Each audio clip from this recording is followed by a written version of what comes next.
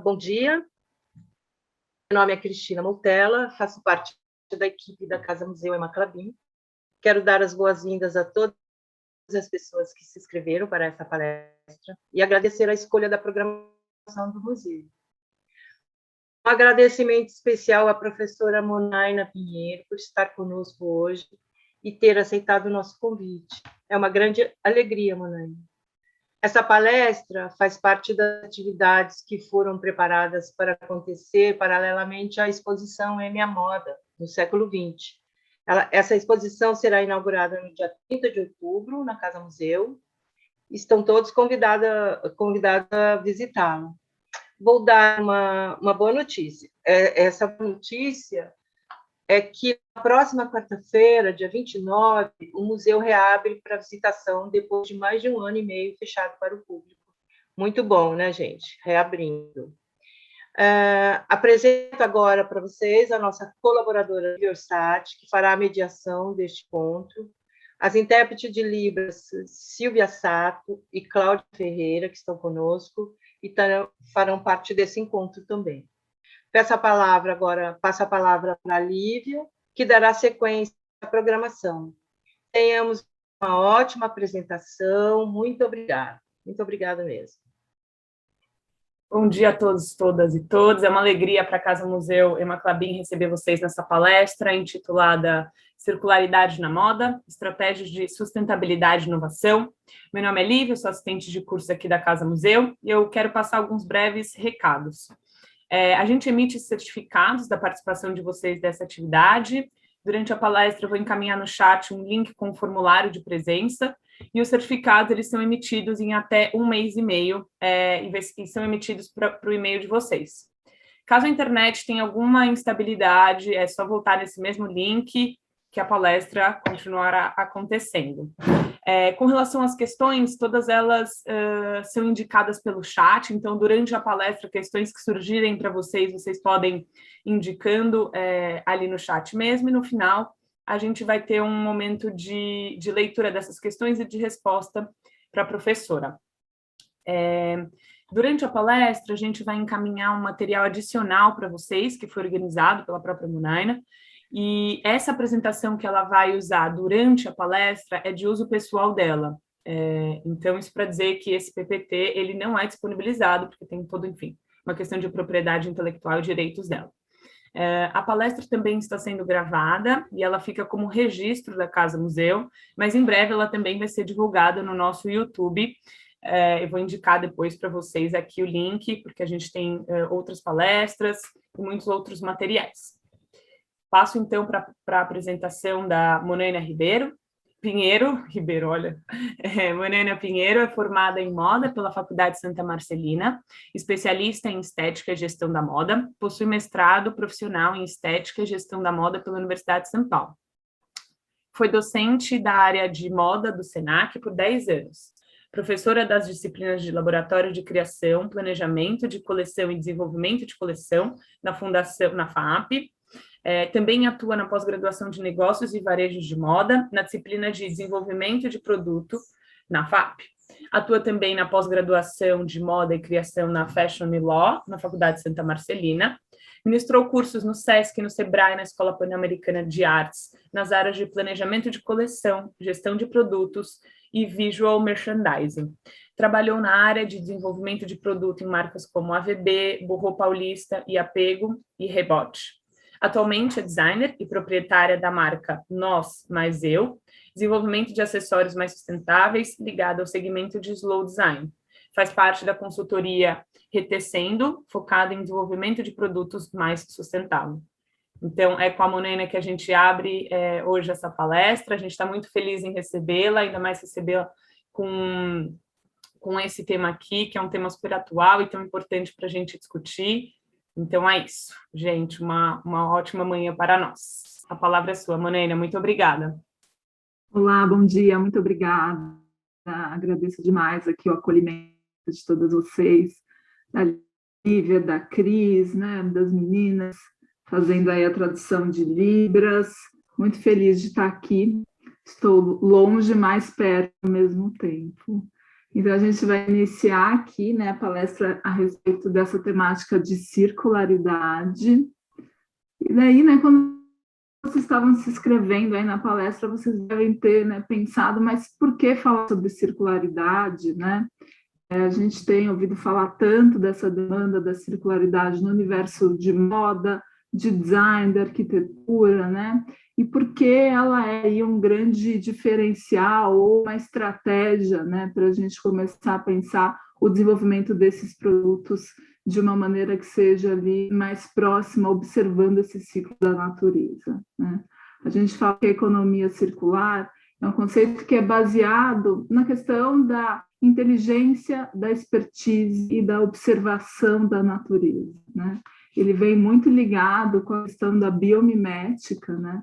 Onde a gente vai olhar, né, a respeito, observar a natureza e partir, né, dessa observação, entender esses fluxos, entender como se dão esses fluxos produtivos, né, como se dão essa estrutura de maneira geral. E a partir dela, né, tentar, de certa forma, reproduzir e trazer, né, esse grande potencial aí de inteligência. Então, a gente fala, né, que estamos acostumados, e daí eu vou botar uma timeline para a gente entender um pouco historicamente isso, mas a gente está muito relacionado à questão dos processos produtivos, que a gente chama de economia linear. O que é essa economia linear? Esses resíduos, né, eles são desprezados no final do processo. E a gente tem um empenho muito grande relacionado à extração de matéria-prima, principalmente matéria-prima virgem, manufatura, uso e depois o posterior aí descarte. E quando a gente está falando para a questão da economia circular, a gente tem, né, esse caráter da observação da natureza e, por exemplo, na natureza, no meio ambiente, todos os restos, né, de frutos que são consumidos pelos animais, eles se decompõem, né, e viram adubo para as plantas, né, e a maneira como se dá esse fluxo aí de maneira constante. Então, foi partindo desse caráter de observação, a gente conseguir aplicar essa dinâmica, né, para processos produtivos, né, diferentemente da economia linear. A gente chama também esse conceito, gente, de economia circular, o cradle to cradle, né, ou seja, do berço ao berço. Quando a gente está falando da economia linear, a gente chama de cradle to grave, ou seja, do berço ao túmulo, né? E não tem como não citar, né, a Fundação Ellen MacArthur, que é uma fundação muito significativa, que faz pesquisas relacionadas a toda a área de moda, de design, né, e trazem aí inovações e apontamentos muito importantes na área. Coloquei depois no link de referência que vocês vão receber posteriormente. Então, quando a gente está pensando nesse conceito da economia circular, não existe a ideia de resíduo, né? Esse resíduo, ele, na verdade, ele vai ser incorporado como ali uma possível matéria-prima, ou no caso da natureza, um nutriente que vai iniciar depois um novo ciclo, né? Vocês já devem ter ouvido falar também que quando a gente está pensando na questão do resíduo, né, que o lixo a gente considera um erro de design, né? E por que ele seria considerado um erro de design? Porque justamente ele não foi incorporado nesse sistema produtivo novamente como matéria-prima. A gente está pensando nesse conceito de produção linear, gente, que é baseado nesses tópicos, né, extração, produção, consumo e descarte, e o impacto disso é um modelo com um custo, né, muito alto para o planeta, né, que vai desde a escassez de matéria-prima e matéria-prima virgem, né, até o aprofundamento das crises climáticas, e a gente já não denomina, inclusive, crises climáticas, mas emergências climáticas, né? E os desdobramentos e todos os impactos que ele tem, né?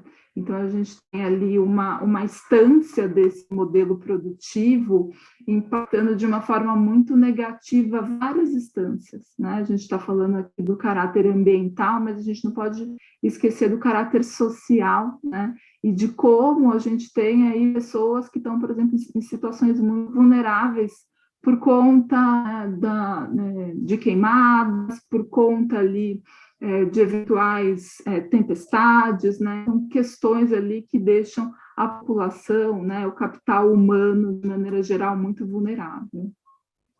E daí, né, só trazendo um contexto um pouco histórico para a gente entender melhor, a gente até 1780, né, a gente tem a questão da sociedade agrícola, baseado na força física do homem, né? Então, a gente tem ali o homem, né, usando da sua força, né, através ali da produção da lavoura, produzindo, né, na verdade, plantando o seu próprio alimento, e a partir ali, né, de 1780, e a gente usa como marco até a década de 80, 1980, a gente já tem o segundo momento, que é o salto que a gente chama ali da sociedade industrial, que veio com a Revolução Industrial, né, que tem o uso de maquinário, né? Então, a gente pensa na questão da manufatura através do uso do maquinário, né?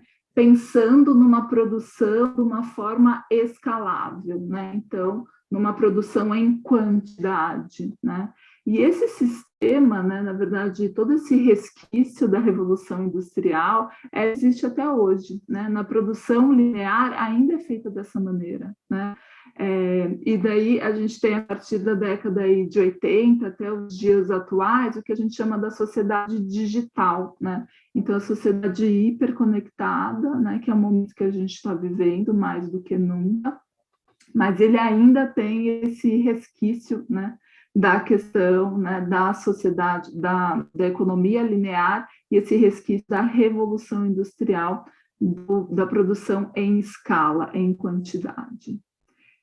E aí trago aqui, né, um pouco esse fluxograma da produção linear para a gente entender um pouco melhor. Então, ele se dá através da extração dessa matéria-prima, do processo de manufatura, de produção, do uso, né, e daí do possível descarte, né. Quando a gente está pensando nesse descarte, gente, esse descarte é no lixo comum, né? Sendo que, na verdade, a gente já fala há muito tempo que não existe, na verdade, um lixo, né? Não existe um jogar fora. A gente está vivendo e jogando dentro do mesmo planeta que a gente habita, né? Mas existe essa ideia, né, de um uso limitado. Então, se eu tenho um objeto e ele quebrou, né, ao invés de pensar numa prática de remanufatura, de conserto, de reuso, eu acabo o quê? Descartando isso.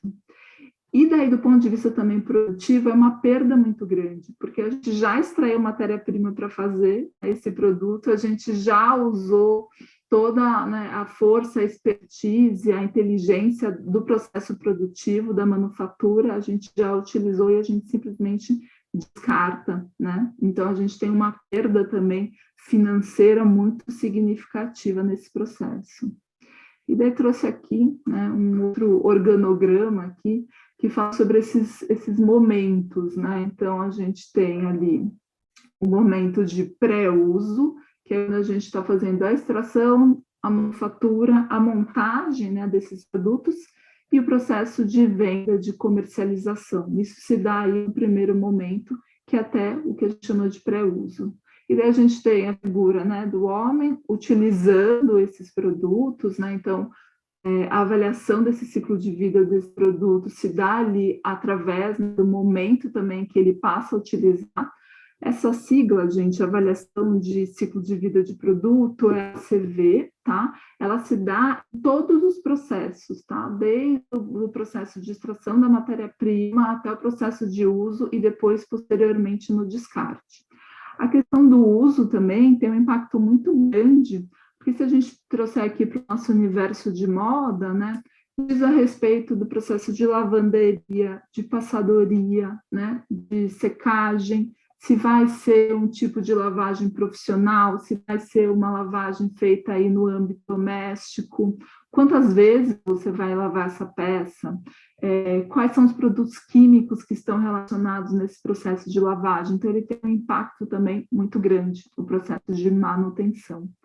E daí, né, o último momento seria esse pós-uso aí, onde a gente está destruindo todo esse valor agregado, né, tudo que a gente conseguiu obter através da confecção aí desses produtos. Isso se dá, gente, nesse âmbito que a gente chama da economia linear. E daí a gente começa a falar um pouco da questão da circularidade, né? A circularidade, né, a economia circular, ela se dá através, né, dessa distinção que a gente chama de ciclos técnicos e ciclos biológicos. Os ciclos biológicos, eles vão regenerar esses sistemas vivos, né, assim como o solo, que, por sua vez, vão proporcionar recursos renováveis para essa economia, né? Então, a gente está pensando aqui nessa esfera biológica, utilizando materiais com alto poder de biodegradabilidade, né? Então, são materiais que vão ser absorvidos, né? Incorporados pela natureza, e que devem voltar de maneira segura para o meio ambiente, né? E são ali projetados para retornar ao sistema através de processos como, por exemplo, a compostagem, né? A compostagem ela se dá ali em diferentes instâncias, ela se dá no âmbito doméstico, ela pode ser uma compostagem, né, no nível também industrial, né?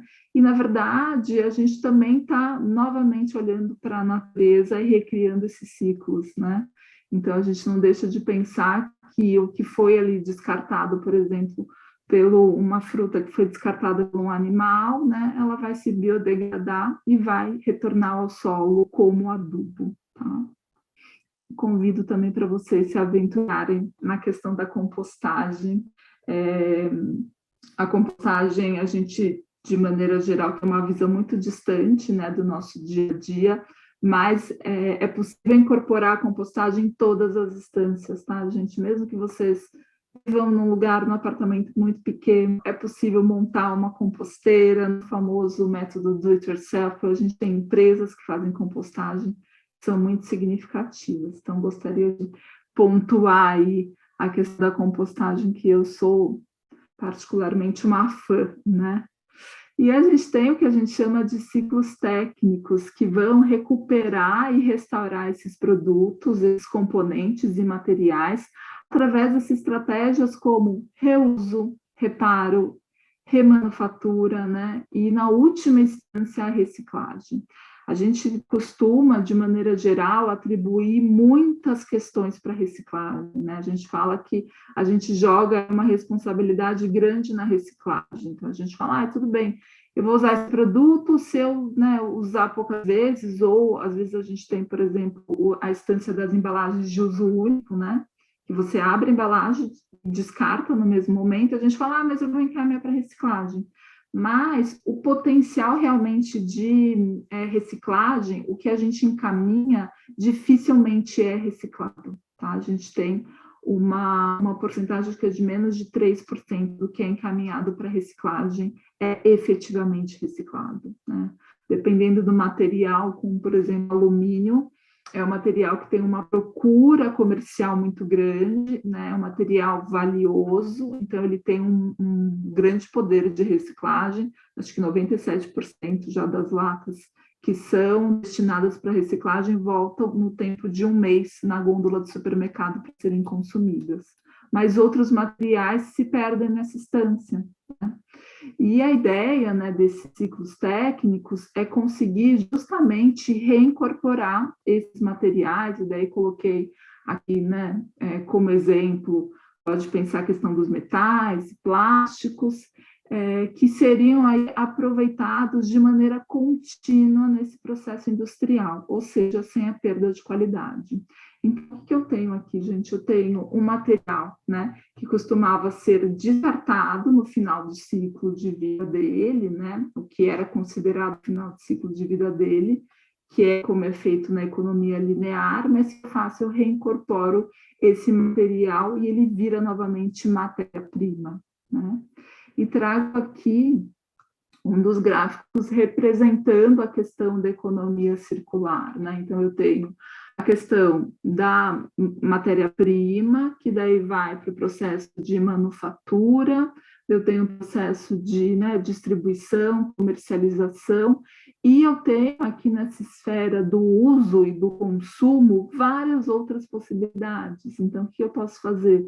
O reuso desses materiais, a questão do reparo, que a gente vai falar um pouco hoje, né, através dessas técnicas de, por exemplo, upcycling ou conservação mesmo desses produtos relacionados à moda.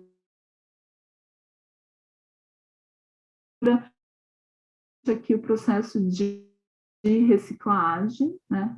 Lembrando, de moda, a gente tem aí de como realizar a reciclagem dessas roupas, são fibras mistas, se são monofibras as peças, se for uma fibra de origem natural, daí vai ser um processo de reciclagem mecânica, uma fibra sintética, um processo de reciclagem química, que é complexo. Então, a gente tem aí outras instâncias. Mas é interessante a gente pensar também se relacionar de outra com esse universo de produtos. Então, quando a gente está falando da circularidade, a ideia de posse, o produto desse produto exclusivamente meu, a ideia de experiência e compartilhamento. Então, eu realmente vou ter esse item no meu guarda-roupa, não posso alugar, trocar, né? Iniciar, experimentar itens, né? A gente já tem excetos de guarda-roupas coletivos ou empresas que fazem aluguel de roupas em uma especial, né? Uma roupa de festa, uma dia. E olha que bacana, ao invés de eu ter lá um investimento, vou colocar aqui, tá? Fazer uma estimativa de um valor de R$100, que eu teria para comprar roupa, tá? Eu posso investir, né, em um negócio de aluguel de roupa, eu consigo trocar de roupa, né, por esse mesmo valor, experimentar uma quantidade muito maior do que simplesmente se eu estivesse adquirindo uma das peças, né? Então, da experiência, do compartilhamento é importante, quando a gente está pensando na circularidade. A gente vem, né, gente, com esse desafio aí, né, que aproximadamente 70% dos itens de vestuário são incinerados em aterro, cerca de 2 são aproveitados em produtos de isolamento, então, por exemplo, um revestimento, tá, de estofado, apenas de 1 a 3 são reciclados e transformados em roupas. Então, a gente tem aí um problema muito grande, né? Simplesmente não saber o que fazer com essas peças, o que fazer com as roupas, né? Qual que é o correto, ou que forma eu posso com essas peças de maneira que não seja apenas né, encaminhando aí para serem incineradas. E daí trago alguns pontos que são significativos quando a gente está pensando na moda circular. Pensando na moda circular, que ela aí, né, o potencial menos material na produção dos itens e oferecer maior potencial de reciclagem, né? Ela vai buscar remover materiais recicláveis e são poluentes de suprimento.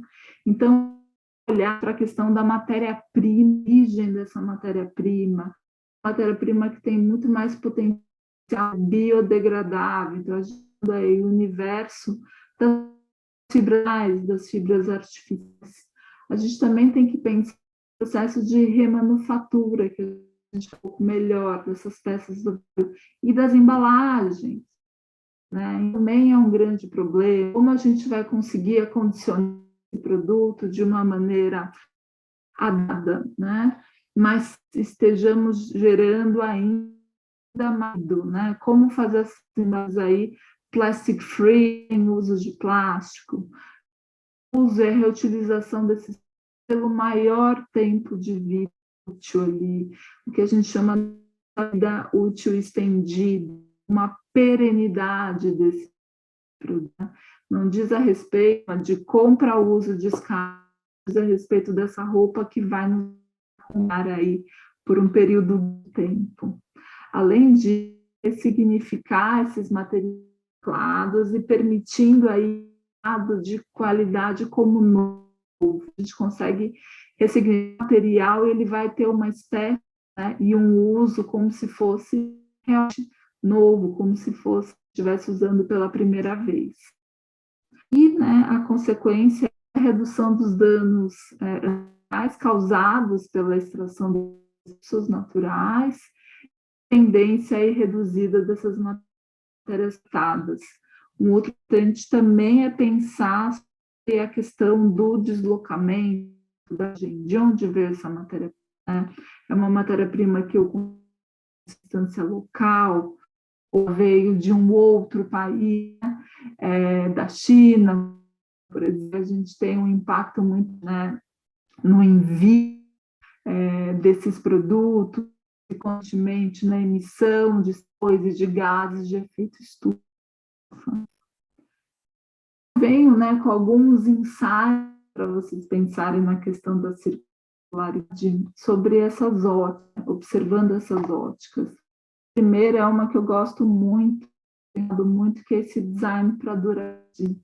Esse design para durabilidade ele vai se iniciar numa ação que é necessário, né, para uma peça de ser durável, né? Faço até uma provocação no guarda-roupa de vocês, peça que vocês têm, que vocês conhecem mais antiga e que mesmo essa peça que está sendo utilizada, que você carinho, muito apreço. A ideia de durabilidade, ela vai ser diferentes significados de uma pessoa para outra.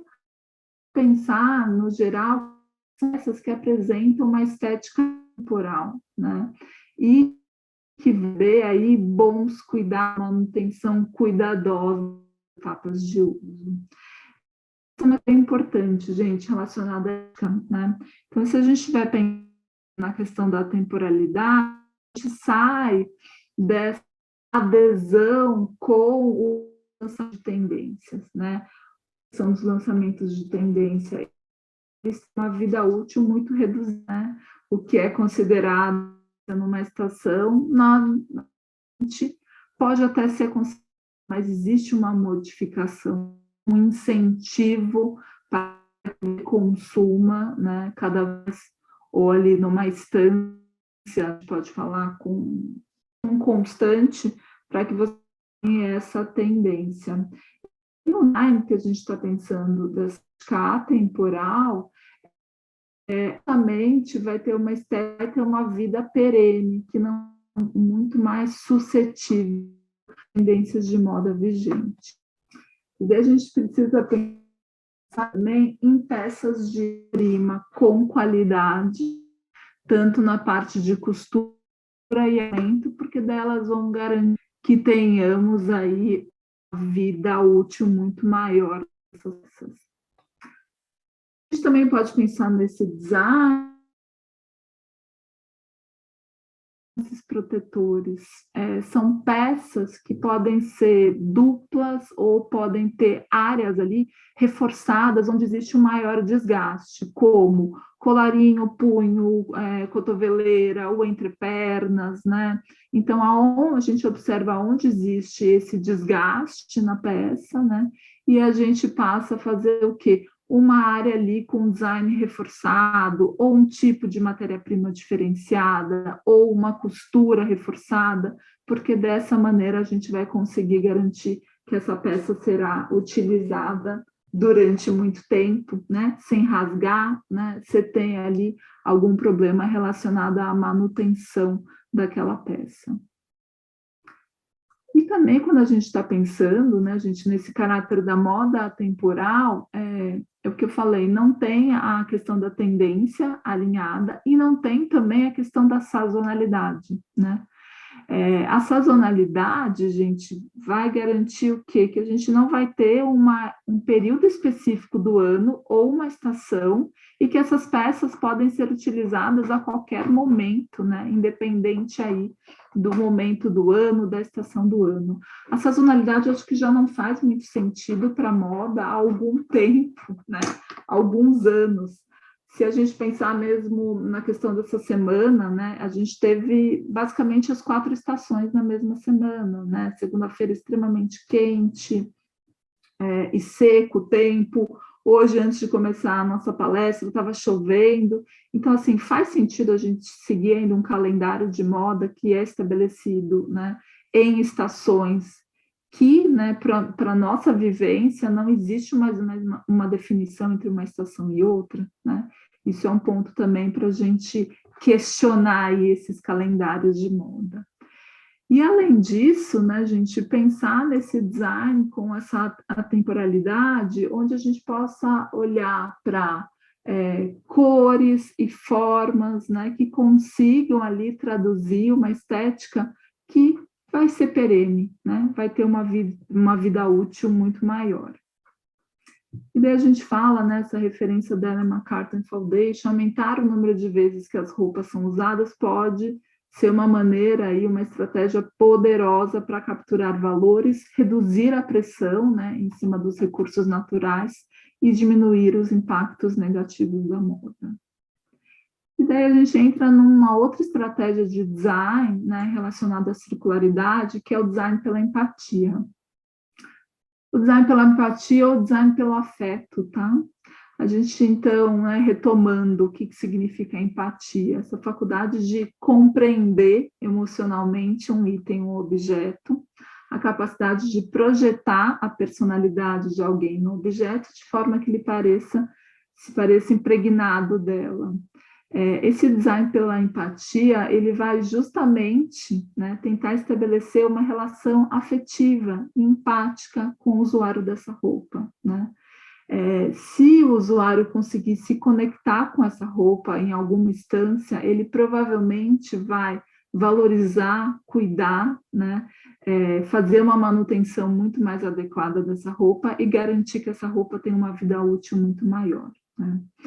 Existem muitas maneiras da gente abordar esse design, assim, né, como esse design atemporal, a questão da empatia, a questão do afeto, vai ser distinto para cada usuário, né, vai ser diferente de pessoa para pessoa, mas é importante, né, perceber as referências emocionais que uma peça pode dar ao usuário e introduzir essas características no processo de design.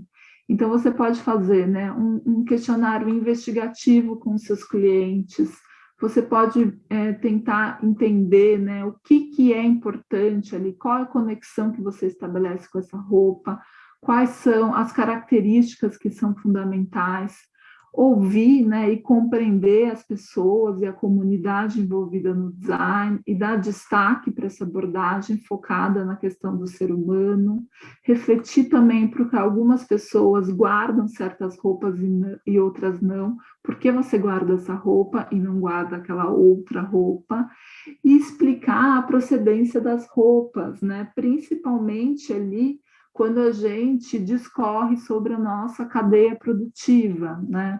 A cadeia produtiva de moda é uma cadeia muito longa e complexa e envolvida ali, né? Que envolve muitos profissionais, envolve muito capital humano, mas que a maior parte das pessoas desconhece o nível de complexidade e tende a achar que né, um processo apenas uma manufatura extremamente que usa componentes apenas de maquinário, né? Mas a gente acaba deixando, né, esquecendo que existe o capital humano, né, que está utilizando, que está ali, né, dominando o uso desse maquinário. Então, existem pessoas em cada uma dessas atividades, né, que estão ali à frente desses processos.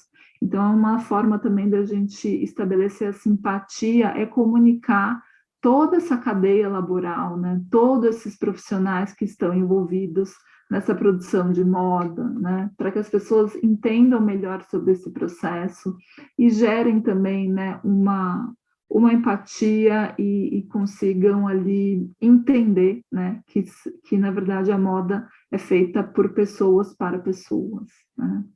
Quando a gente está pensando no segmento de roupas vintage, né, é muito importante também que a gente consiga trabalhar o histórico dessa roupa, né, para ela chegar ali no brechó, para ela chegar ali naquela venda de segunda mão, por onde ela passou, quem foi o dono daquela peça, quem foi o usuário, que histórias que aquele usuário vivenciou com aquela peça, né, qual que foi a interação que ele teve.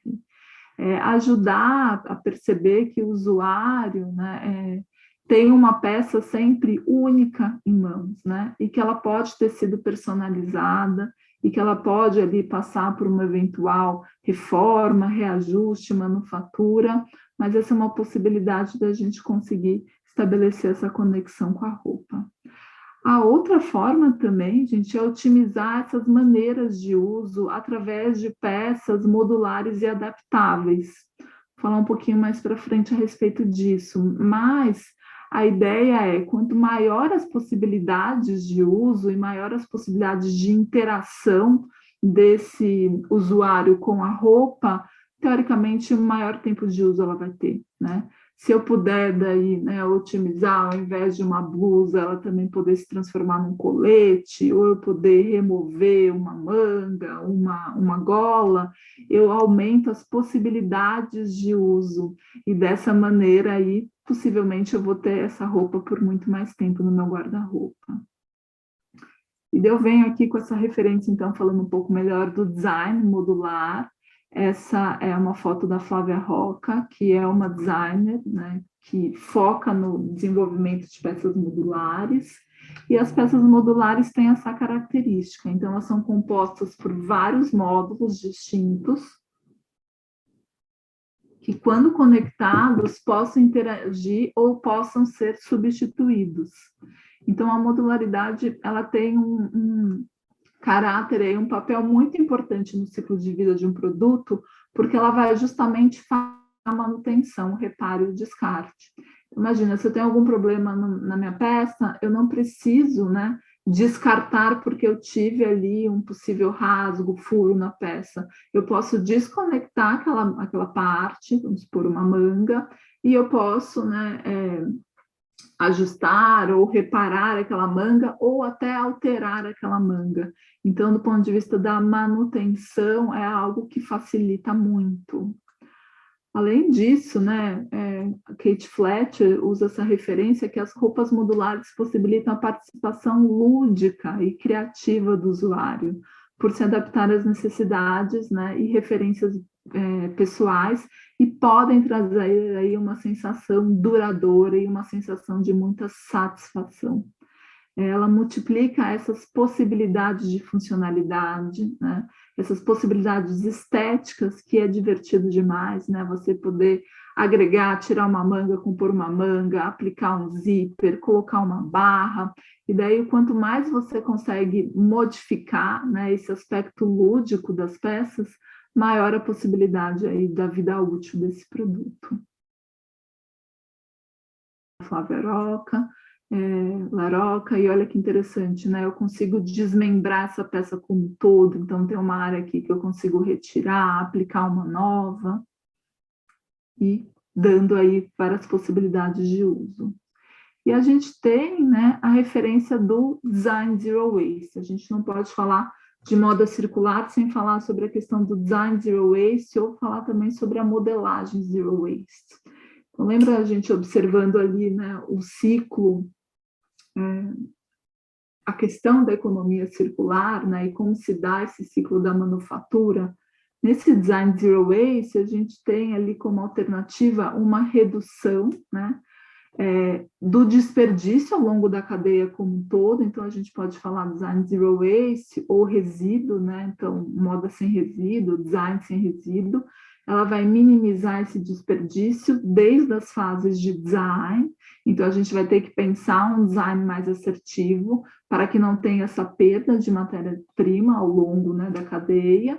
E, além disso, pensar numa abordagem aí, né, de desenvolvimento de produto que vai tentar, né, descartar a menor possibilidade de resíduo de tecido durante todo o processo, ou a gente também pode pensar, né, na modelagem, que é otimizar ao máximo esse tecido, criando modelos, criando peças que vão utilizar toda a largura do tecido, né? Então, assim, tem alguns estudiosos que acreditam que design zero waste e modelagem zero waste é a mesma coisa, né? Porque parte do mesmo olhar. E, na verdade, sim, né?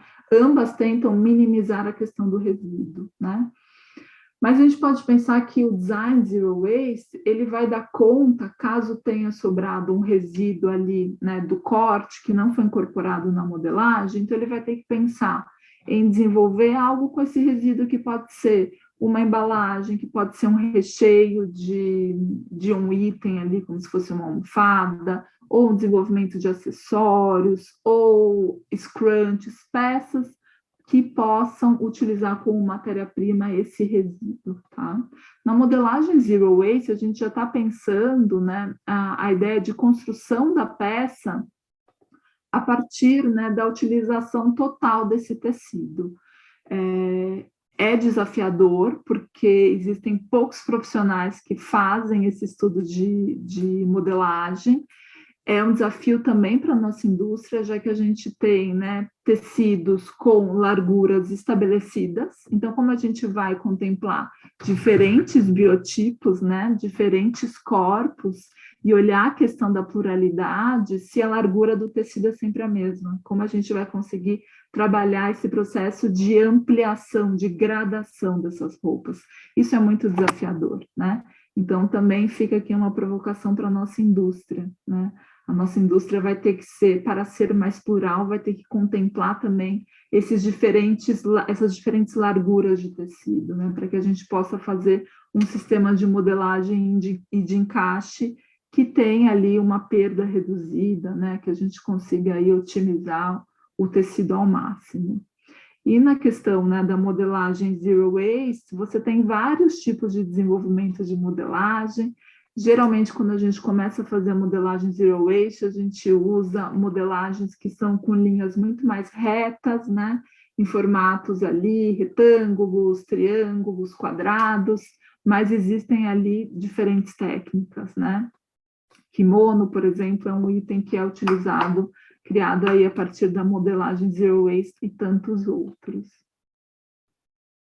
Utilizando também, né, gente, o CAD e o sistema Audaces e o Lectra para poder fazer esse encaixe aí de modelagem com mais qualidade e diminuir esse resíduo. E a gente tem, né, o que a gente chama aí desse redesign, né? Então, esse redesign, ele diz a respeito aí de atribuir um novo significado a algo ou alguém. Então, o redesign, ele vai transformar essas peças prontas, que estavam em estoques inativos, em peças com defeitos, ou grades furadas, ou ali peças relacionadas ao pós-consumo, em novos produtos, né? É uma outra economia, já que o design está presente e desenha o que já foi desenhado e descartado. Então, a questão do redesign, gente, do ponto de vista da moda, ela vai olhar muito para aquele estoque de tecidos, né?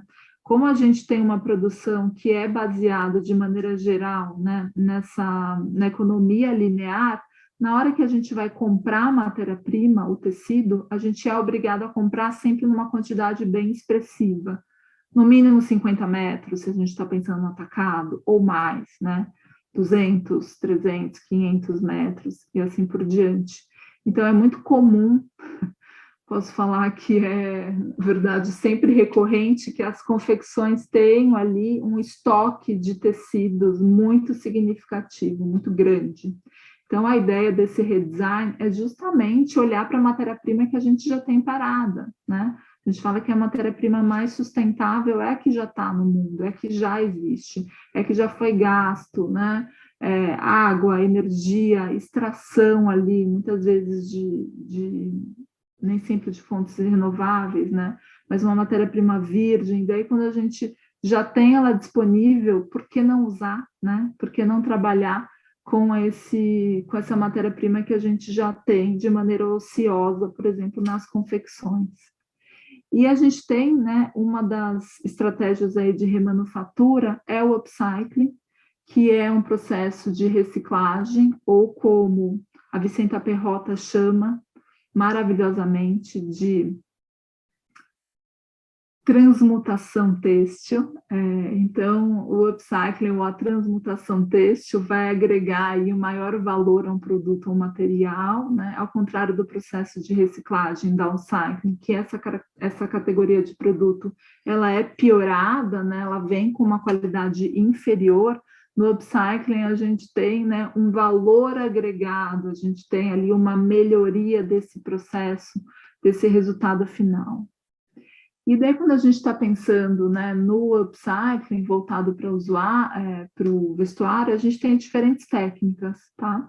Só é importante a gente ressaltar a diferenciação entre a customização, né, e o upcycling. Então, a customização, a gente trabalha, sim, ressignificando, redignificando essa peça, mas voltada muito mais com o trabalho de superfície, aplicando técnicas como bordado, estamparia, trabalhando a superfície da peça. E no trabalho de upcycling, a gente está usando muito mais técnicas que vão pensar a modelagem dessa peça, o processo de tingimento, de estamparia, obviamente pode ter também, né, um bordado, uma estampa, mas a gente está pensando nessa construção aí, do ponto de vista da modelagem, tá? De uma transformação dessa peça. E daí o resultado disso é a gente dignificar, né, essa peça, dar dignidade novamente para essa peça e ressignificar essa peça, né? Propondo aí um uso criativo, agregando valor a esse produto novamente. E daí trouxe alguns cases relacionados ao universo aqui, né, do upcycling. Gosto muito desse case porque ele é uma forma de trabalhar o upcycling onde não perdeu as características iniciais do produto. Óbvio, gente, tem várias maneiras. Você pode, né, descaracterizar esse produto para fazer outro. Mas eu acho muito interessante porque ele parte de duas premissas, assim, que são um pouco delicadas quando a gente está pensando na questão do desenvolvimento. Então, ele é uma collab entre o estilista Marcelo Sommer, que foi um estilista muito importante, assim, na nossa história de moda aqui no Brasil, e a Casa Juicy, que é um acervo, né, com roupas de segunda mão, né, que tem um acervo, um brechó maravilhoso, aqui no centro de São Paulo, né, marcas internacionais como Louis Vuitton, Balenciaga já vieram para cá para fazer pesquisa na Casa Juicy. Ela não comercializa o produto, ela só aluga, mas eles olharam, né, para esse acervo e eles juntaram esses dois itens aí do guarda-roupa, que é a camiseta de malha, né, e as camisolas vintage, né. E é muito interessante porque a camiseta é de uma matéria-prima, malha, e geralmente as camisolas são de tecido plano. Então, você já tem um desafio aí do ponto de vista produtivo, né, de construção. E a gente vê que em todas as peças, as camisolas sempre estão presentes, né, de uma maneira destacada. Então, eu achei muito interessante porque ele é um híbrido de dois itens aí de moda, né? A camiseta, a malha, a camisola, tecido plano, e a maneira aí como essas peças, né, esse híbrido aí vai se transformando nesse produto lindo, né, também esteticamente. E trouxe também, né, o upcycling em outras esferas, né, para mostrar que sim, até o segmento de luxo está usando, né, a questão do upcycle, né, a gente tem a marca Miu Miu, né, que é uma marca aí do braço do Grupo Prada, né, e que fez uma coleção de mais de 80 vestidos que foram garimpados em lojas vintage ao redor do mundo e transformados em peças exclusivas. Eles foram datados dos anos 30 aos anos 80 e foram ali, né, ressignificados, redignificados em peças super exclusivas, comercializados nas lojas da Miu Miu em Milão, Londres, Paris, Moscou, Nova York e assim por diante. E a gente tem peças assim como se fossem joias, né? Onde tem toda a parte de bordado, aplicação desses cintos, mangas, colarinhos, né? E se tornaram, né, justamente peças únicas, especiais, que é uma característica, né, do universo de luxo, né, do caráter da exclusividade. E a gente tem também o Louis Vuitton, né, que usou, reaproveitou, olhou para o seu estoque ali de tecidos ociosos e fez uma coleção de acessórios, né, de colares, lenços, acessórios para o cabelo, reutilizando toda essa matéria-prima. Então, ora ela aparece aí aplicada nessa tiara, ora ela aparece aqui nesses itens, né, de joalheria, então como se fossem essas pulseiras revestidas com tecido e peças realmente, né, exclusivas. E o item, já encaminhando um pouco para o nosso encerramento, é a questão da virtualização na moda, né? Gosto muito desse tema, ele vai muito de encontro com aquele recorte que a gente fez a partir da década de 80, né?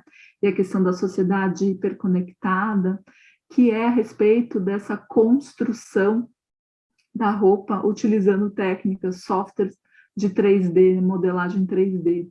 A gente tem aí o maior exponente, né, desse segmento, que é o Lucas Leão, né? Ele fez uma parceria com um grande e-commerce que a gente tem aqui no Brasil, que é a Shop Together, e ele fez uma coleção que usava um caráter muito interessante, que era o híbrido da vivência, da experiência de uma peça física, com o caráter de uma inovação virtual através de um filtro do Instagram, por exemplo. Então, tinha uma camiseta que tinha uma estampa, tá? Uma camiseta tradicional, e daí quando você ativava um filtro, ela mudava, então você ganhava aí várias estampas diferentes para a mesma camiseta, e você poderia brincar, né, com isso, de tirar a sua foto e postar a sua foto usando a sua nova camiseta, sua camiseta com filtro nas redes sociais.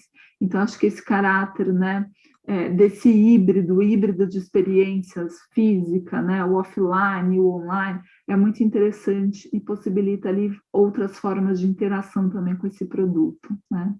Na questão da virtualização da moda, a gente tem esses estúdios criativos e consultorias aí estratégicas que estão desenvolvendo esses projetos para todas as marcas do segmento de luxo, né? Então, a gente já viu Dior, Saint Laurent, Gucci, Louis Vuitton, Sergio Rossi, Hermès, e é possível a gente ter um detalhamento, né? Um nível de detalhamento de realidade das peças que tem um efeito ali muito interessante e que pode ser aplicado tanto para o usuário final, como uma estratégia também, né, de gerar essa imagem de moda. Então, pensar na questão dos desfiles, nas ações de lançamento, nas apresentações ali de marketing digital.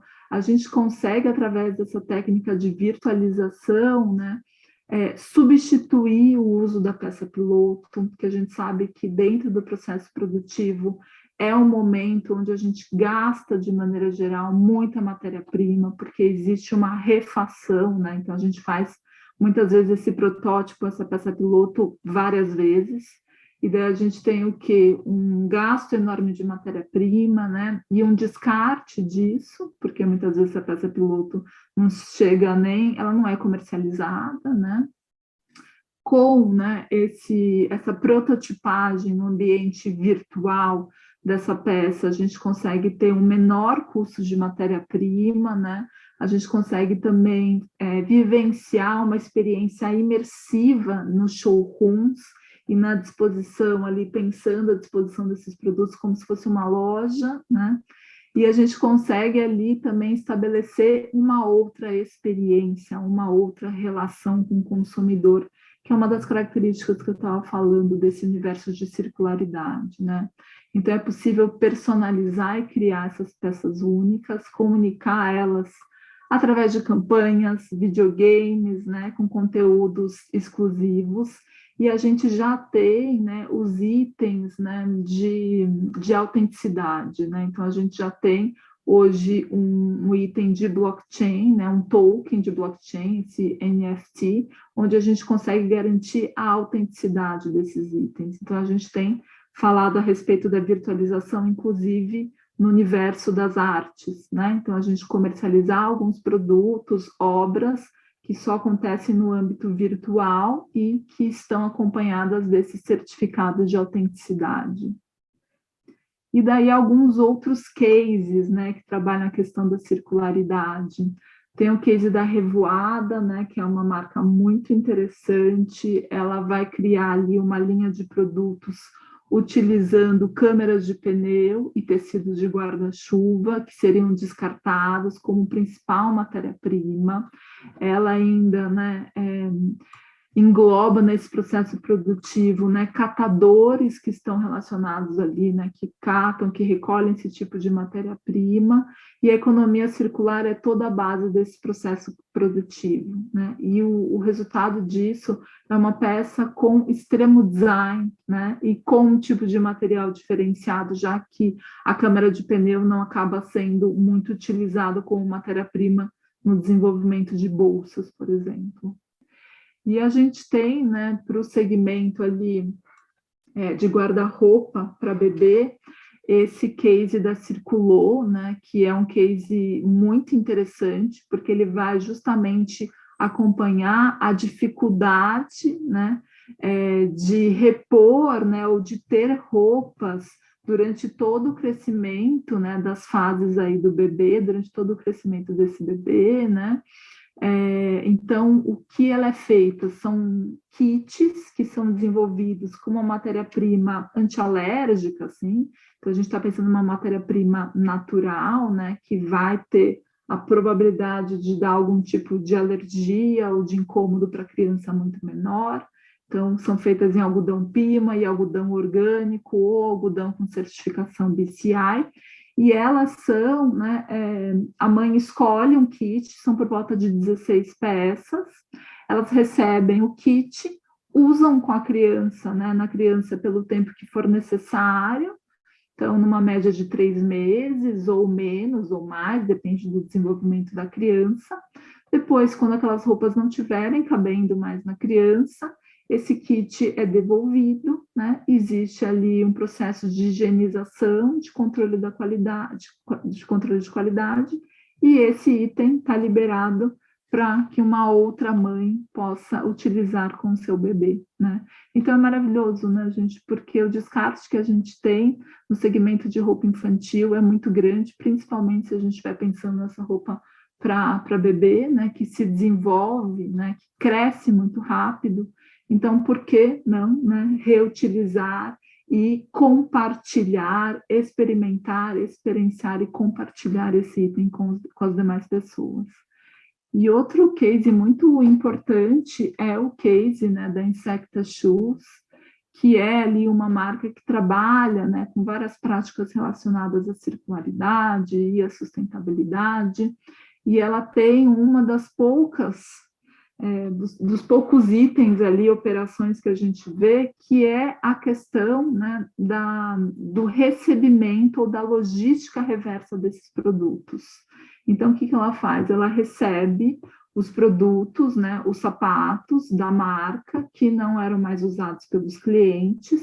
Esses sapatos, eles são desmontados, os componentes são destinados para reciclagem, o cabedal e a palmilha são transformados em novas palmilhas, o solado é triturado e vira um novo solado. Então, você está se responsabilizando como marca, né, pelo produto que você está colocando no mundo, né, e você está possibilitando que o seu cliente retorne esse produto, né.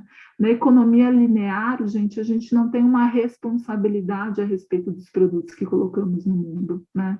Na economia circular, a gente já tem essa responsabilidade, esse olhar responsável a respeito disso. Se eu coloquei esse produto no mundo, eu vou ter que dar conta dele, em todas as instâncias, né? E eu consigo também, né, não fazer apenas uma transferência de problema, como geralmente é feito para o consumidor, né? Então, eu vendo o produto e transfiro ali a responsabilidade para o cliente e falo, você não quer mais usar o produto? A gente não aceita de volta, você, né, se vira aí com esse produto. Se vocês já tiveram essa dificuldade, por exemplo, tênis esportivo, né, gente, para prática esportiva, que é um tênis que tem ali um processo de reciclagem muito complexo, já que você está falando com vários tipos de materiais que são agregados, compactados, que estão colados, né? Não sei se vocês já tentaram devolver algum desse tênis, né, para a marca. Você vê que fala, olha, tem um tênis, não tem mais condição de uso, posso te devolver? No caso de sutiã também, roupa íntima, assim, a marca muitas vezes nem responde, né, esse e-mail, essa solicitação. Então, a Secta Shoes, ela não é a única que faz isso, mas ela tem esse case aí de logística reversa muito importante, muito significativo, né? Eu sei para quem eu posso devolver esse produto que eu adquiri, que é para a própria marca, né? E aqui, encerrando já a minha fala, eu fiz um para saber mais, isso vai estar no material aí que vocês vão ter, né, de acesso. Coloquei aqui a referência da Ellen MacArthur Foundation, né, que é ali, a gente pode falar, a referência quando a gente está pensando na questão da circularidade. Coloquei também o livro Cradle to Cradle, né, Remaking the Way, We Make Things, que é também a referência de bibliografia. É um livro que é um pouco difícil de ser achado, e ele está na capa, ele tem um valor alto, né? Ele estava sendo editado pela editora Gigi, mas a gente acha, por exemplo, no Scribd, tá? Como acesso.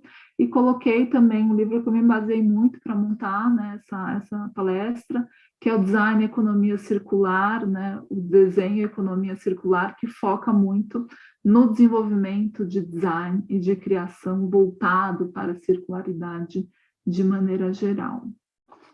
Acho que eu fiquei no tempo aqui.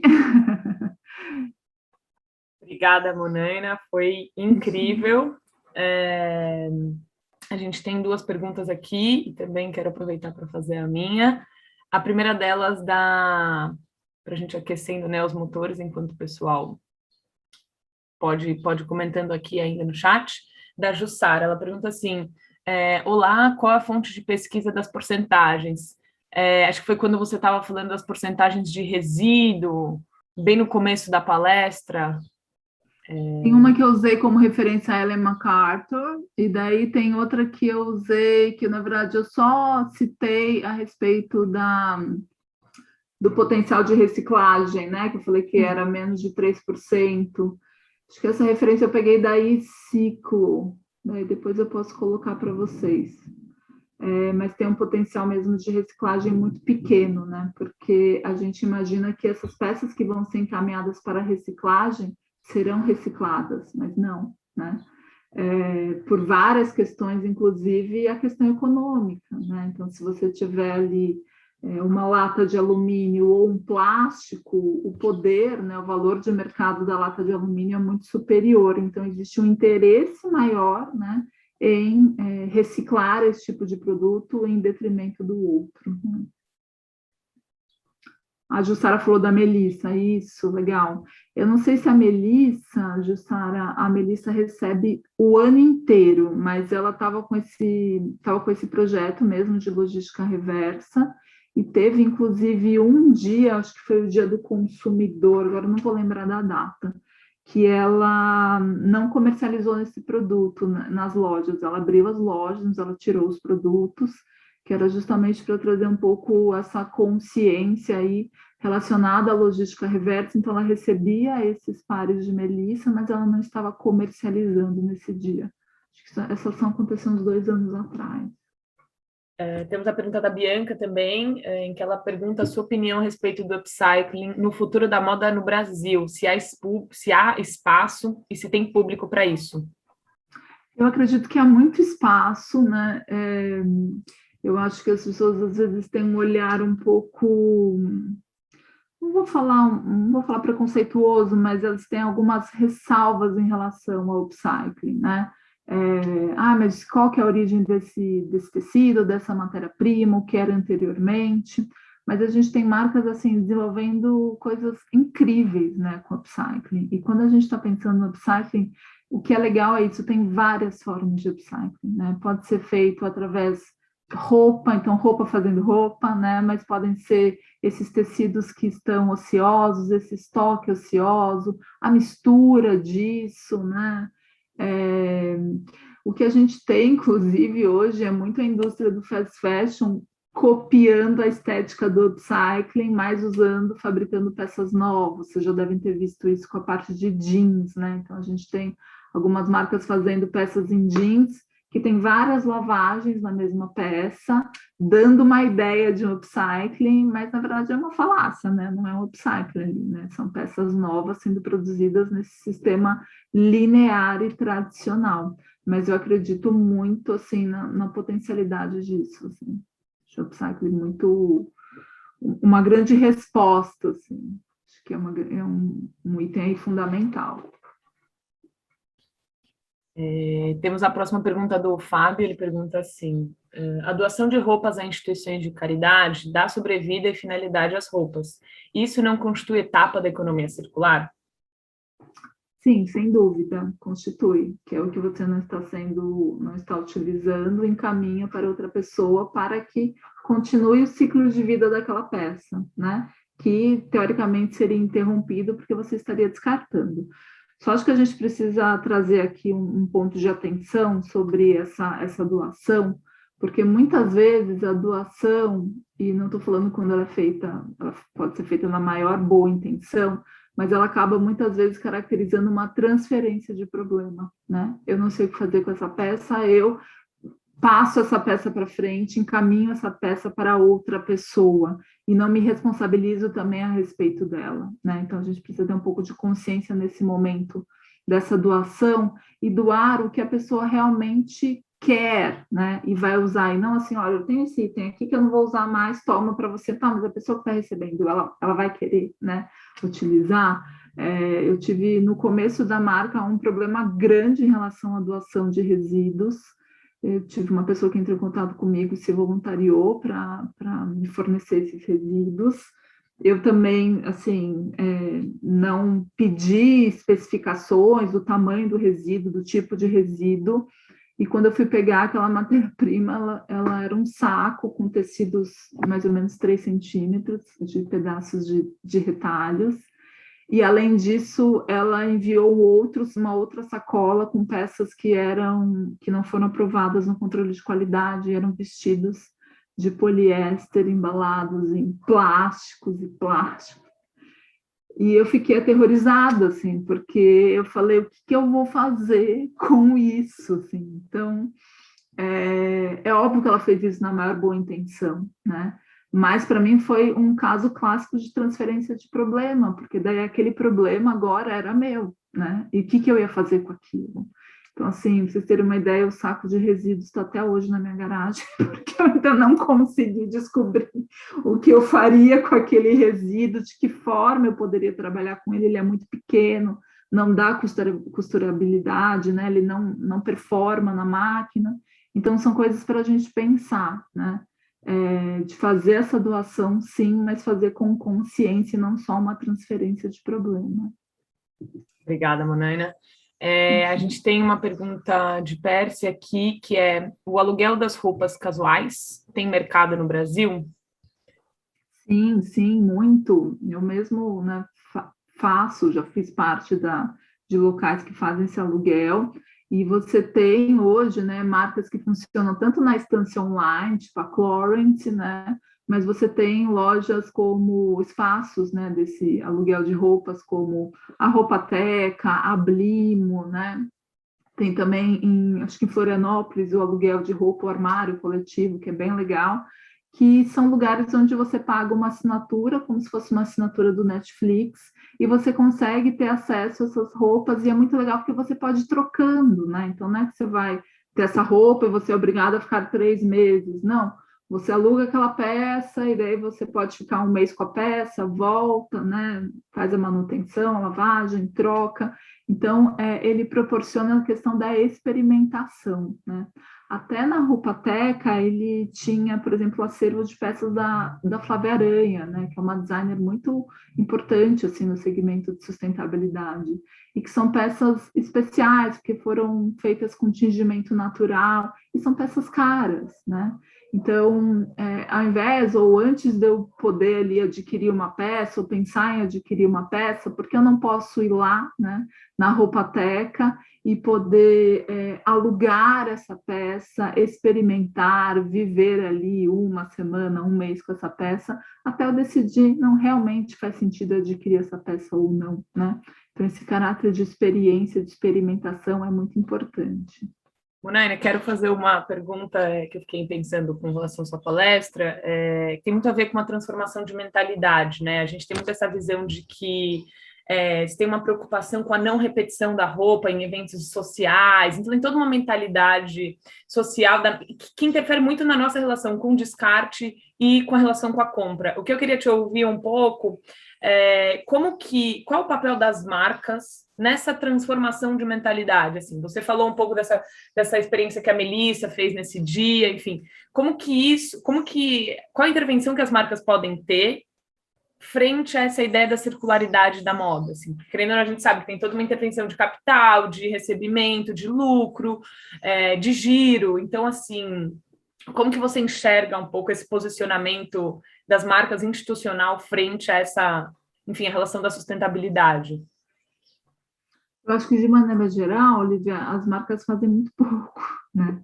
Elas se responsabilizam muito pouco pelos produtos que elas colocam no mundo, né? Elas proporcionam estratégias também, pouquíssimas estratégias de circularidade, de logística reversa ou relacionada a essa questão da experimentação, né?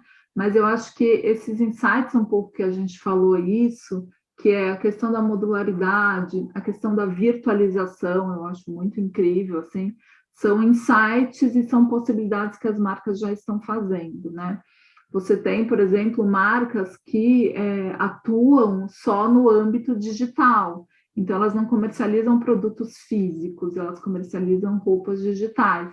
Então, eu entro na plataforma, tiro uma foto, né?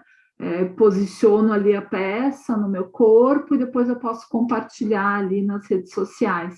E essa demanda da virtualização, ela vem muito para sanar isso que você estava falando do look do dia, né? Que é uma coisa muito forte, por exemplo, nas redes sociais, TikTok, né? Que é o compromisso que eu tenho que diariamente ter um look novo, né? Eu não posso repetir peça, é um tabu repetir peça. Então, essa questão da virtualização, ela possibilita, né, essa troca de armário digital, né, e ela sana ali, de certa forma, um pouco essa histeria do consumo, né, então, que eu preciso estar consumindo constantemente, daí não tem um impacto na questão do descarte, né, da matéria-prima, etc. Então, eu acho que esses novos olhares, ou mesmo as roupas modulares, que você consegue modificar características da peça, né? Então, você consegue agregar, retirar, e você consegue, dessa forma, ter um novo look, né? Eu acho que isso é uma estratégia bem interessante, assim. Mas acho que, de maneira geral, as marcas fazem muito pouco. Sensacional. Obrigada, Monana. Bom, podemos encerrar. Cris, você quer falar alguma coisa?